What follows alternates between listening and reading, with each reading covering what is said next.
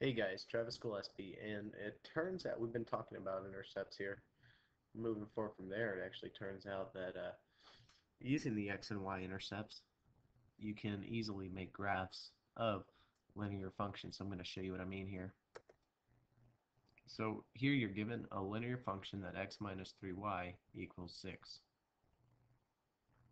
So what I wanted us to do here is find the find the x and y intercepts, then plot them and draw a line through them to have a graph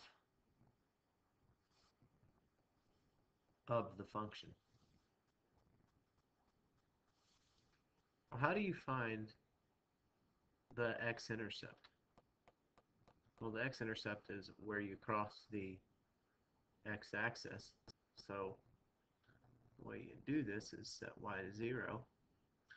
So what I'm going to do is set y to 0 here and say, hey, so I have x minus 3 times 0 equals 6. Cool.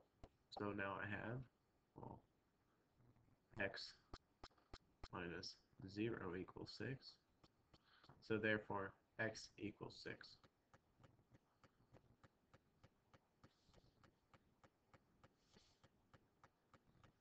So the x-intercept here, we are at location 6, 0. And y-intercept, how do you find the y-intercept? Well, the y-intercept, that takes place along the y-axis. So the way you do that, well, you know that across the y-axis, x is at 0. So set x to 0 in this case. So you have x minus 3y equals 6. Or, in other words, you have 0 minus 3y equals 6. So now I've got negative 3y equals 6, and what I'm going to do is divide both sides. It's a little too light of a color, so I'm going to divide both sides. Still too light of a color. Let's hope that this works this time. Cool. So divide both sides by negative 3. And I end up with y equals negative 2. So the y-intercept is at 0, negative 2 here. So this is pretty much enough information for me because I know that, one, I have a linear function. And so therefore I'm going to have a straight line. And all you need to do to perfectly graph a linear function is to have 2 points.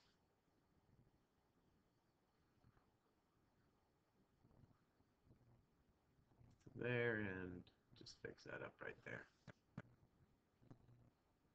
So to state that again, since this is a linear function, its graph is a straight line. And if you have a straight line, only 2 points are required to perfectly graph it. And here it is. So this straight line represents the graph of this linear function. And I was able to do that by just finding the intercepts. Cool. So I have a beautiful graphical depiction of this linear function just using intercepts.